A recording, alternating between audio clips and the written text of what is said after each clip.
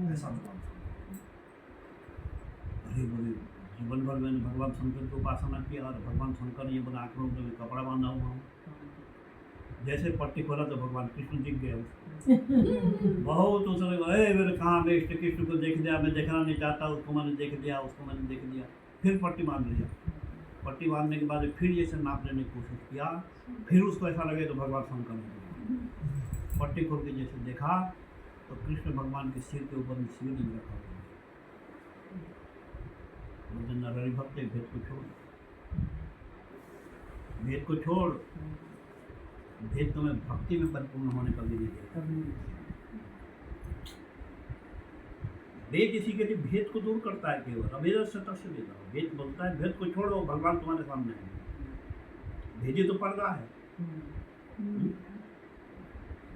जीव और परमात्मा के बीच में पर्दा क्या है? केवल भेद। भेदी तो है, भेद को खत्म कर दो, सब एक है। पर्दा हट कर गया तो भगवान तुम्हारे सामने में। एक बार एक संत उनके शिष्य के साथ में भ्रमण करने जा रहे हैं, तो रास्ते में एक दृश्य देखे। एक राजा हाथी के ऊपर में सवार है, पीछे सेनाएं चल रही हैं, बाजे गाजे चल रहा है। तो गुरु शिष्य को बोलते हैं सोयम देवदत्त। देखो ये राजा देवदत्त आ रहा है। देखे उन्होंने आगे बढ़े, भ्रमण करते करते करते करते कुछ समय अंतराल में वही राजा को विराग हो गया। विराग हो जाने के बाद में गोमती नदी के किनारे में साधना करने में लगा हुआ है। राग के उपड़ा हुआ है, कमंडल है पास में, कटी वस्त्र पहना हुआ है, भजन में लगा हुआ है। तो गुरु शिष्य को देखकर बोलते देखो ये वही राजा देवदत्त है।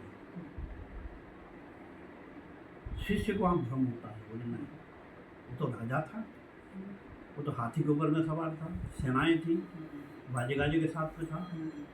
अभी तो कटी वस्त्र पहने एक महात्मा है। तो गुरु समझाते हैं, भाग त्याग लक्षणा के द्वारा समझाते हैं। उस समय में इसको तुम जिस वेशभूषा में देखे थे वेशभूषा को अलग कर दो, और वर्तमान जिस वेशभूषा में वेशभूषा को अलग कर दो, और तुम देखो तो तुम्हें समझ में आ गई वही है।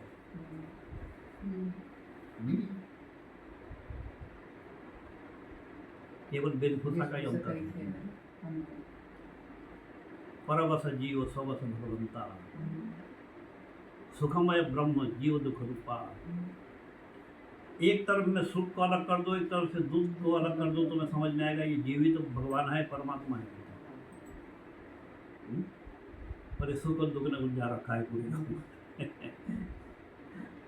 यही उलझा रखा है। ब्रह्म सत्यम जगत मिथ्या, इसी के लिए जो आदि शंकर बोलते थे जीवो ब्रह्म होना पर, जीव और ब्रह्म में कोई जो ना परस्पर अंतर नहीं है, और केवल मात्र क्या है कि वेशभूषा का अंतर है।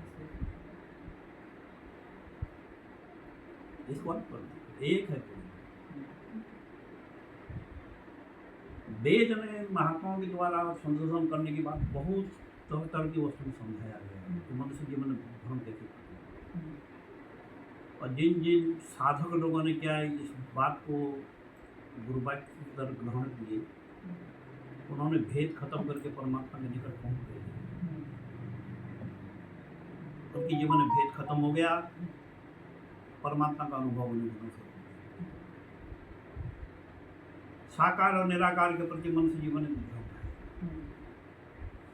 आदि गुरु शंकराचार्य, निम्बकाचार्य, रामानंदाचार्य, रामानुजाचार्य, राम वल्लभाचार्य, कितने आचार्य हो गए।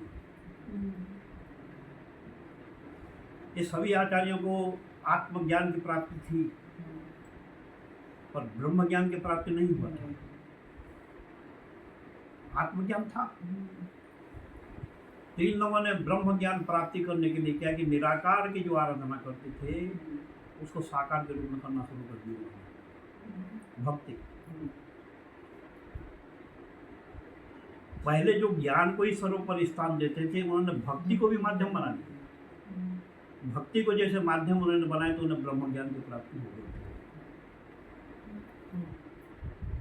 तो भक्ति से मनुष्य जीवन में ब्रह्म ज्ञान की प्राप्ति मनुष्य को हो सकता है। भक्ति से ज्ञान का तो केवल जानना है, खाली जानने से तो कुछ होने वाला है नहीं। है जानना बहुत बहुत अच्छी चीज़ है। आज समय में देखा अगर जाए तो अपन मानते तो जरूर, पर जानते नहीं हैं। मानते हैं अब जानते नहीं हैं। जब मानते नहीं हैं, मानते तो है पर जानते नहीं, तो अब कैसा काम चलेगा? वो कैसे अटल रहेगी? बोलो, जानते तो है नहीं। पर केवल जानना ही सब कुछ नहीं है, उसको करना भी पड़ेगा। निराकार किसके सामने में नहीं है? बोलो, निराकार के रूप परमात्मा किसके सामने नहीं है? सबके सामने में। पर साकार के रूप में क्या सबके सामने में है? साकार के रूप में तो केवल भक्त के सामने ही परमात्मा है। इसी के लिए साकार की आराधना करना भी अति जरूरी है। उसको खंडन मनन कभी जीवन में नहीं करना, कभी नहीं करना। बड़े प्रेम से भक्ति मार्ग को लेकर चलना चाहिए। जहाँ भक्ति में भगवान, जहाँ भक्ति नहीं वहाँ पर भगवान नहीं है। रावण का कोई समर्थन कर नहीं सकता है, राक्षस का। कुछ विचार उसकी जब बड़े अच्छे थे। एक तो खरदूषण की मृत्यु हो जाने के बाद उसको जानकारी हो गया था कि भाई भगवान है, क्योंकि खरदूषण बेलतर बलवान है, बिना भगवान को इसको कोई मार नहीं सकता। जब वो मारा गया तो जान लिया कि भगवान है, जान दिया उसने। पर उसने बड़े एक विचार किया कि मेरे जीवन में तामस वृत्ति है, तामस तन का साधन नहीं, और तामस तन होने के कारण मेरे द्वारा कोई साधना तो नहीं कर, भक्ति तो मैं कर नहीं पाऊंगा। और भक्ति नहीं कर पाऊंगा तो भगवान भी मुझे मिलने वाले नहीं, क्या कुछ भी कर लूँगा। तो उसके लिए कुछ उपाय करना पड़ेगा। छल छिद्र कपट झूठ जो करना पड़े बल्कि पर भक्ति को लाकर लंका में बैठाना पड़ेगा मुझे। जो करना पड़े मुझे अवधर का पात्र बने बन जाऊँ, मंजूर है। पर भक्ति को लाकर लंका में मुझे बैठाना है, ताकि जो ना भक्ति है अगर लंका में तो भगवान को आना पड़ेगा और मेरे सारे वंश से उद्धार भी कर देगा, मेरी मनोकामना पूरी होगी। बताओ, छल रूप में जो सीता को हरण करके लाकर बैठा दिया, सीता भक्ति थी, तो भक्ति होने के कारण के भगवान राम को लंका आना पड़ा और सबको मार के मुख्य प्रदान लाना पड़ा। उसके विचार अच्छे थे, क्योंकि बहुत बड़ा भारी ज्योतिषाचार्य था रावण, जो है बहुत बड़ा ज्योतिषाचार्य था। रोज देखता था वो कि मेरी मृत्यु कैसे हुई, सीता हरण रावण मारा, रोज देखता था। जो प्रतिदिन पूजा करने के बाद में देखता था तो लिखा मिलता था उनके सीता हरण रावण मारा, और यही मेरा मृत्यु का साधन सीता का हरण करके ही होगा, पूरी जानता था पूरा। ज्योतिषाचार्य था। लक्ष्मण को उन्होंने अंत में जन्म एक उपदेश बड़ा सुंदर दिया। लक्ष्मण सुनो, तुम आए हो मेरे पास में राजनीति शिक्षा लेने के लिए, एक बात को ध्यान देना, अच्छे काम करने के विचार जब भी आपके जीवन में करो उसको तत्काल पूरी करना। अब बुरे काम करने का विचार अगर आ जाए तो कल पर टाल देना, क्योंकि समय बदल जाता है। अभी तुम्हारा अच्छे कर्म करने का विचार अगर नहीं करो, कल पर टाल दोगे तो कल विचार बदल जाएगा, अच्छे काम नहीं हो पाएगा। और आज अगर बुरे विचार तुम्हारे जीवन में अगर आए, कल पर टाल दोगे तो समय बदल जाएगा, तो बुरे विचार से भी बच जाओगे। बड़ा सुंदर शिक्षा दिया था। बोले मैं जानता था पर बोले कर नहीं पाया। मैंने समुद्र का खारा पानी को मीठा करना चाहता था, अच्छे विचार थे मेरे। बिना धुआं का आग बनाना चाहता था, स्वर्ग पर सीढ़ी बनाना चाहता था, सोने पर सुगंध लाना चाहता था, बहुत अच्छे विचार थे, पर कर नहीं पाया। बोले बुरे कर्म को बोले आगे प्राथमिकता दे दिया मैंने, बोले मेरी दुर्गति हो गई। विचार तो उसकी कुछ विचार अच्छे थे, था तो पंडित था जो,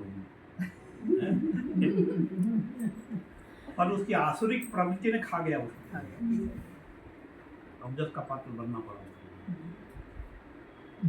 अब्जस बना दिया।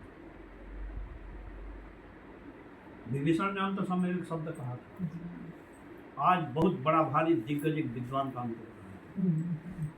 विभीषण ने एक शब्द उसी समय बोला था, बाकी तरह कटाक्ष किया उसने, तो उसने बोला कि आज बहुत बड़ा वाले विद्वान काम कर रहा है, बहुत बड़ा।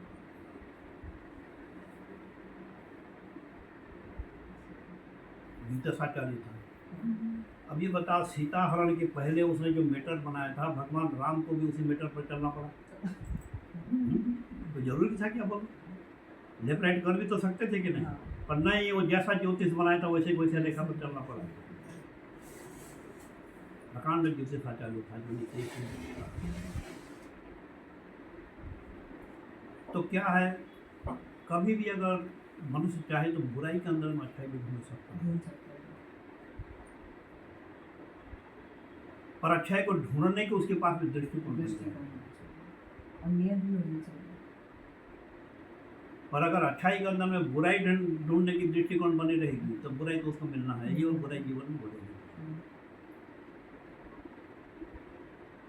भगवान को किसी ने पूछा, आप अच्छा किसको मानते हो? तो भगवान बोला, अच्छा तो मेरे लिए सारे जगत के प्राणी मात्र हैं, सब अच्छा है, पर तुम जब पूछे तो एक शब्द तुम्हें बोल रहा हूँ, अच्छा करने वाले को अच्छा तो दुनिया करता है, जो अपने साथ में अच्छा करे उसके लिए अच्छा अपने भी करते हैं, पर क्या जो अपने लिए बुरा करता है उसके लिए अच्छा करते हैं? तो भगवान बोलते हैं, अच्छा करने वाले के साथ में अच्छा तो दुनिया करता है, पर जो बुरा करने वाले के साथ में अच्छा करे वो अच्छा है। सबसे अच्छा वही है। तो अच्छा बनना अगर है तो बुरा करने वाले को तो अच्छा सोचना पड़ेगा। जो भले उसके बात में मत बैठो, उससे बातचीत मत करो, उससे लेना देना मत करो, पर उसके लिए भी अच्छा सोचो। भगवान इसका भी भला करे जो है ना, इसका भी भला करे जो की संख्या बढ़े कम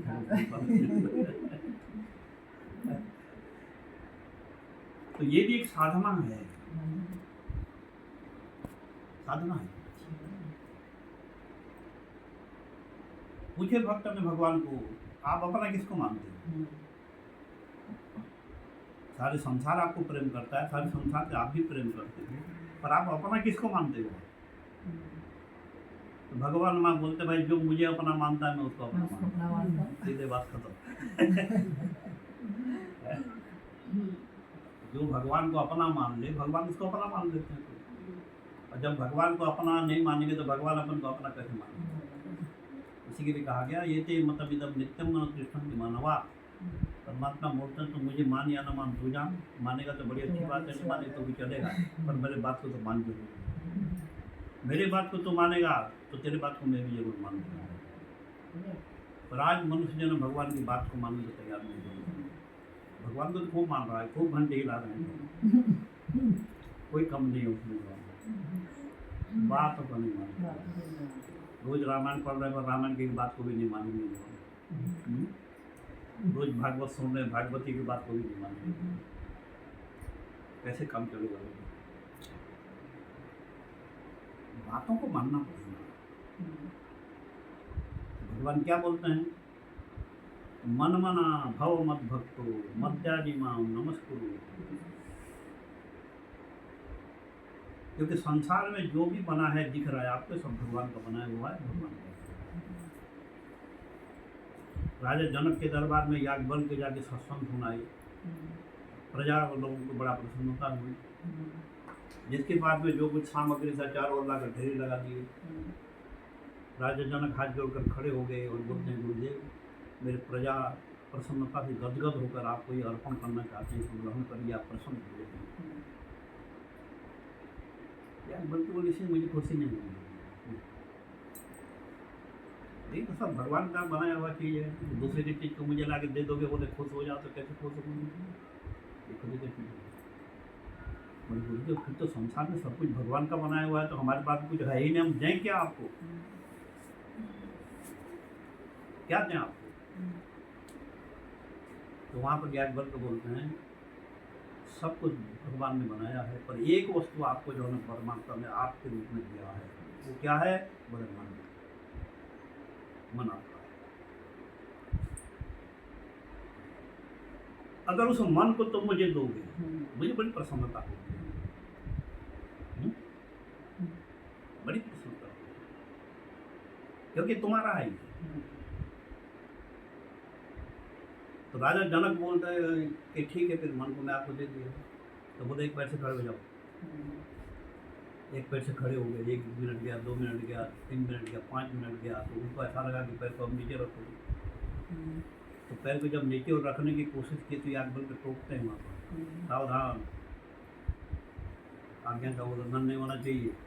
मैं तुम्हें बोला कि पैर को नीचे रखो। तो बोले गुरुदेव मन बोल रहा है कि पैर को नीचे रखो, पर मन अभी तुम्हारे पास में तुमने दिए नहीं, अभी छोटे मोटे दिए अभी।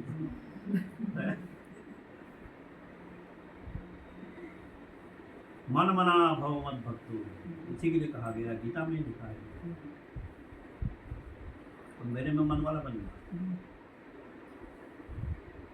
मेरे ही भक्त बन जा, मुझे ही नमस्कार कर, मुझे ही प्रणाम कर। तो सत्य बोल रहा हूँ तो मेरा प्रिय पात्र बन जाएगा। वृजनम संतरिष्यति, तेज भसाकर सुविधा। पर सारे संसार को मन देने को तैयार है, पर मन को देने को तैयार ही नहीं है। इतने कृपण है, कंजूस है अपन क्योंकि दूसरे की चीज को तो उठाकर दे देते हैं। मन चला गया सब, और अपने चीज को देने के लिए कंजूसी करेंगे, क्योंकि मन अपना है, उसको देना नहीं चाहते।